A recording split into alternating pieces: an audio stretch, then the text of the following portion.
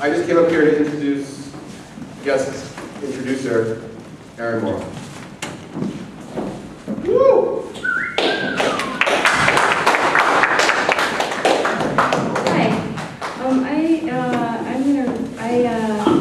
So this afternoon, I should say this evening, Matt asked me if I would like to introduce Carlos. So I didn't have a lot of time to prepare, but yeah.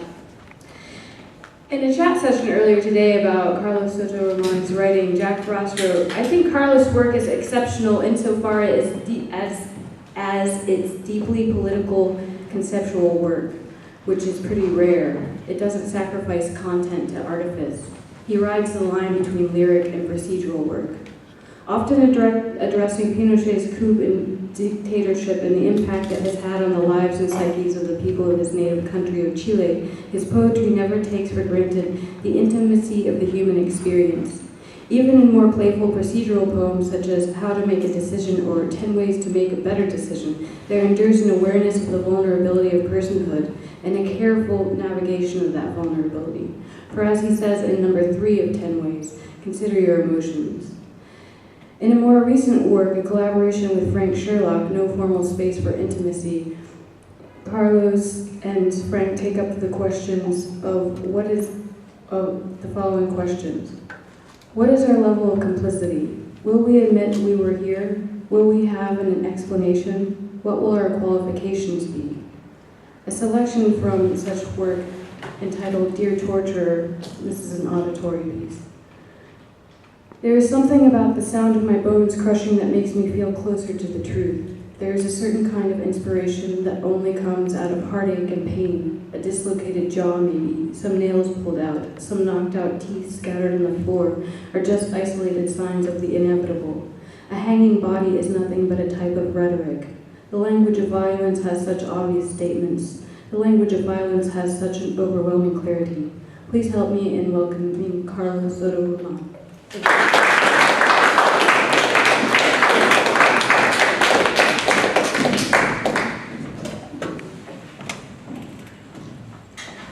Thank you so much, Erin. That was wonderful, and thank you for having me. Thank you all for coming. Alex, that was great. That was really awesome. I have a new chapbook out. It's not ready yet, probably next week. So I'm going to read some poems from there. What else? No, this is just a really special moment for me. This is my first time here at the Poetry Project, and probably it's going to be the last because I'm coming back to my country, Chile, very soon. So I don't know, just wanted to say that, I guess.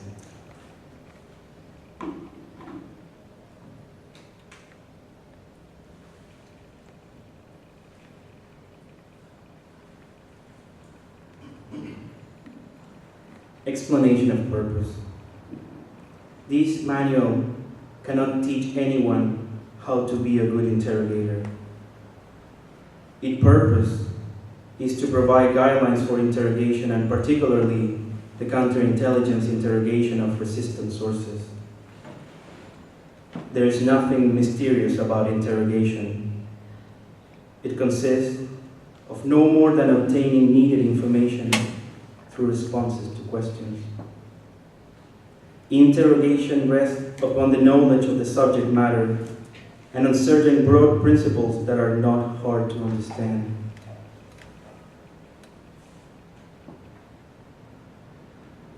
What is the purpose of the interrogation? Has an interrogation plan been prepared? Is an appropriate setting for interrogation available? Will the interrogation sessions be recorded? Is the equipment available? Installed? Have arrangements been made to feed, bed, and guard the subject as necessary? Does the interrogation plan call for more than one interrogator? If so, have roles being assigned and schedules prepared? Is the interrogational environment fully subject to the interrogator's manipulation and control? What disposition is planned for the subject after the questioning ends? Is it possible to determine the subject's personal response to the interrogator? What is the interrogator's reaction to the subject? Is there an emotional reaction strong enough to distort results? If so, can the interrogator be replaced? If the source is resistant, will non-coercive or coercive techniques be used? What is the reason for the choice? Has the subject been interrogated earlier? Is he or she sophisticated about interrogation techniques? To purify oneself and to make one's confession better, I presuppose that there are three kinds of thoughts in me. That is, one my own, which springs from my mere liberty and will, and two others, which come from without. One from the good spirit, and the other from the bad.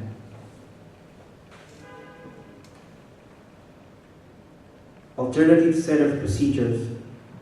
1. Stress positions.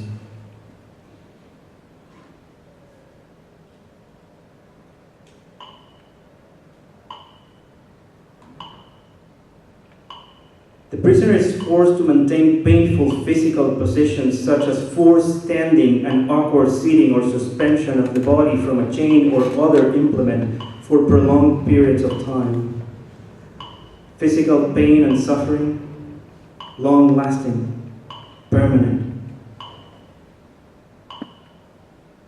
The first two syllables hold, the last two escape, the tongue retracts, in the third it freezes and waits to heavily fall and hit, in the fourth the muscle dances as well at the beginning, stirring up, getting set, the lips are parted in crying, in the opening, the overture of disaster. The first exercise is a meditation. Alternative set of procedures. 2. Beating.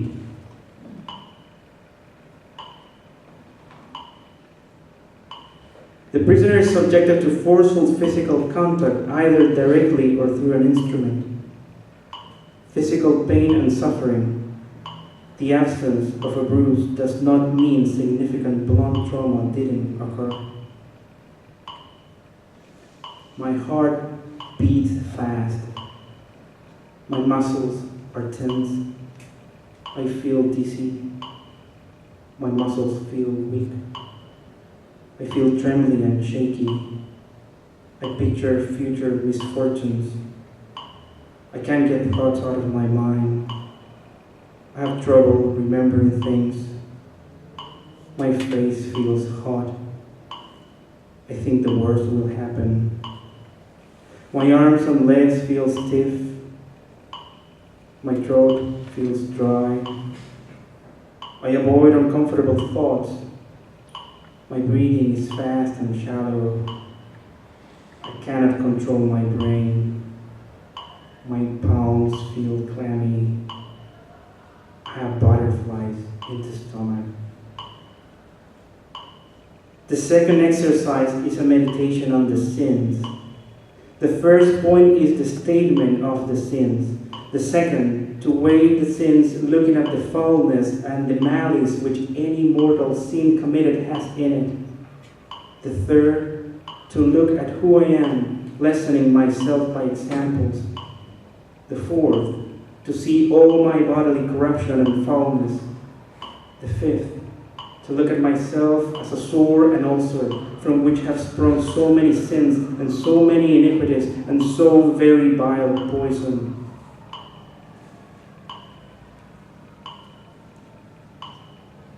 Alternative set of procedures. 3. Temperature manipulation. The prisoner is exposed for prolonged periods to extreme heat or to extreme cold. Physical pain and suffering. Body temperature drops, major organs can fail, death can occur. Heat elevates core body temperature. Even with aggressive treatment, heat stroke is fatal. A word is what is unsaid. Just idealistic language clumsily generated by the conversation between your silence and mine. The negotiation of the space, that emptiness that surrounds us at unexpected moments. The familiar tactility of the skin as the only possible intimate social fabric, as the desired path. The duality of this model calls my formal logic into question. I must accentuate then the protection of my body into that space. I must find new rules that are open to interpretation. I must re-radicalize my logic by ignoring the formal requirements. Borrowing, stealing, bringing up questions of authority, of authorship, pushing against the illusion of originality. The third exercise is a repetition. Alternative set of procedures for waterboarding or mock drowning. The prisoner is strapped down and immobilized, and water is poured over the face to create a sensation of asphyxiation or drowning. Physical pain or suffering, hypoxia and dramatic physiologic stress response. Tachycardia and hyperventilation are almost unavoidable. Millions of boats adrift. Mirrors of tears and misunderstandings. By the left-hand path, devilish character at candlelight. The fourth exercise is a summary of this same third. And I said a summary because for that the understanding without wondering may assiduously go through the memory of the things contemplated in the preceding exercises. Alternative set of procedures. 5. Threats of harm to person, family, or friends.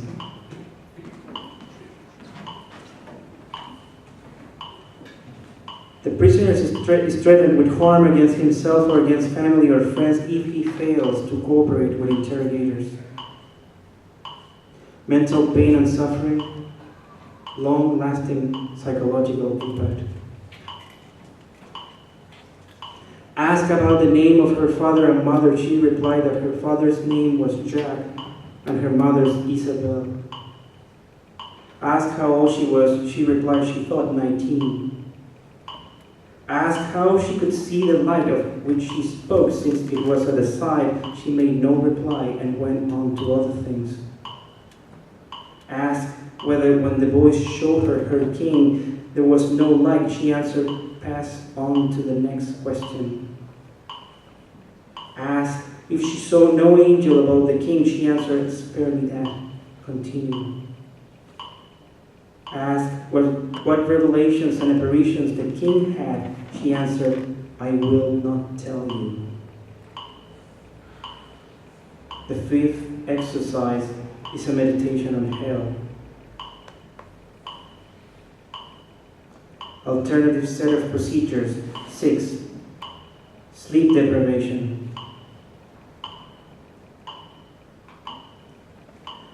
The prisoner is deprived of normal sleep for extended periods through the use of stress positions, sensory overload, or other techniques of interrupting normal sleep. Physical pain and suffering, hypertension, cardiovascular disease, chronic pain syndromes. Do you remember how life was beyond the tropics? Do you remember the sound of the rain crashing against the dirty asphalt? Do you remember the ocean and its incessant breathing? Do you remember the endless canvas of the mountains shining behind the brush? Do you remember those delicious tears? Do you remember your first dream? The first point will be to see with the sight of the imagination the great fires and the souls as in bodies of fire. The second, to hear with the ears wailing, howlings, cries, and blasphemies. The third, to smell with the smell, smoke, sulfur, dregs, and putrid things. The fourth, to taste with the taste bitter things, like tears, sadness, and the worm of conscience. The fifth, to touch with the touch, that is to say, how the fire touch and burn the souls.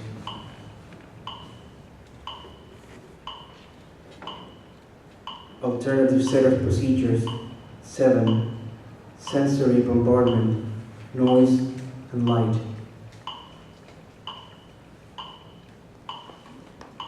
The prisoner is exposed to bright lights, flashing strobe lights and/or loud music for extended periods of time. Physical and mental pain and suffering. EEG desynchronization, rise in diastolic blood pressure and ventricular arrhythmias, potentially life-threatening electrical rhythm disturbances of the heart. It is possible to observe how, day after day, the ray of light that crosses through the curtains slowly crawls across the floor, millimetrically drawing the map of the seasons, the earth stretching out, the movement itself. There is no such movement inside. The wall's flavor is the same every day, and the accurate search for the weakest sound among all frequencies of shrieks and shouts fails. Only the mirror is able to disclose how time writes indifference and tedium in its unsteady silver blade. Only the mirror fogs over and crystallizes all the truth in the mouth of this confinement. Alternative set of procedures. 8. Violent shaking. The interrogator forcefully shakes the prisoner. Physical and mental pain and suffering. Extreme danger of trauma to the brain through an acceleration-deceleration mechanism. Bleeding of the retinal vessels, bleeding of the brain, cerebral edema. Cervical spine fracture with spinal cord compression may also occur. Asked if she thought it was a good thing to do, she answered, pass on. Asked whether the boys had forbidden her to answer everything she was asked, she said, I will not answer you that. Asked if the boys had forbidden her to tell of the revelations, she answered, I have not been advised upon that. Asked if she saw anything else with the voices, she answered, I will not tell you everything. Asked if it is forbidden for her to tell, she answered, I have not quite understood whether that is permitted or not. Asked what the voices said to her in her room when she went back, she answered, it told me to answer you boldly.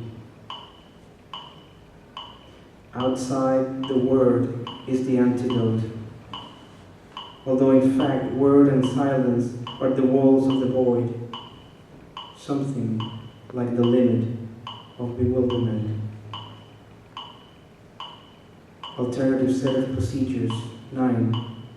Sexual humiliation. The prisoner is subjected to sexually humiliating behavior or forced to perform sexually humiliating acts often in an attempt to exploit cultural and religious stereotypes regarding sexual behavior and induce feelings of shame, guilt, and worthlessness. Mental pain and suffering, humiliation, indignity, lasting psychological damage, PTSD and major depression, destruction of the sense of identity and autonomy. If you stood next to me in the garden, if you stood next to this thick, dull, corporeal nature rooted in the grass, it will begin to rain lashes and irregular pieces of mirrors. You will see the luminous scar concealed in my chest, from where supposedly the real shadow once rose. You will get to see that last tear that still is salt and water hidden in my orbit. You will feel the almost non-existent murmur of a respiration and a heartbeat that's not enough yet to be a heartbeat. Alternative set of procedures. 10. Prolonged isolation and sensory deprivation.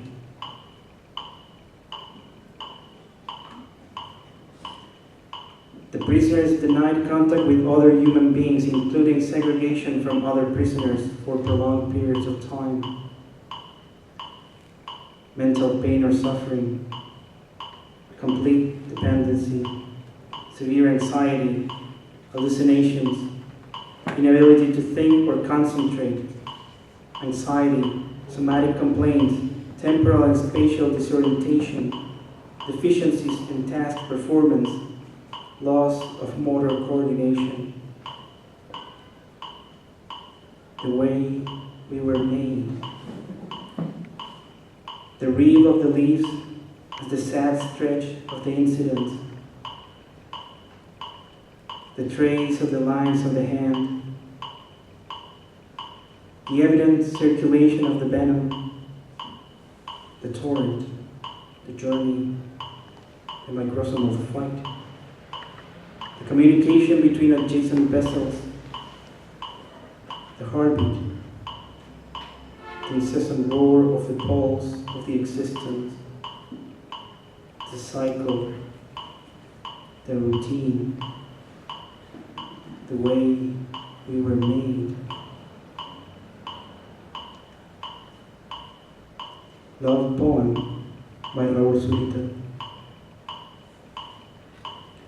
And it's almost dawn, and I feel my tears running down my face, and they are like box cutters, the tears cutting my face.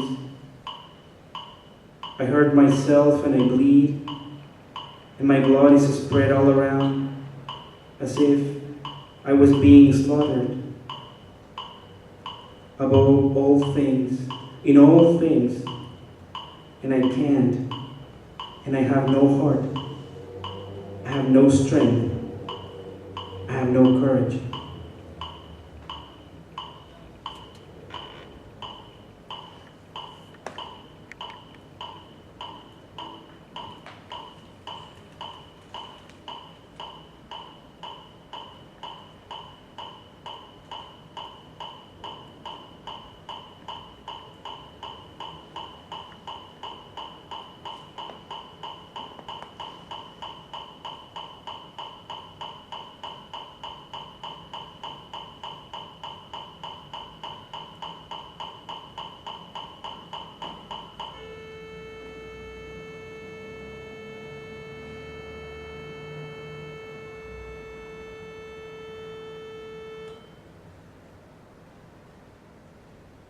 Thank you.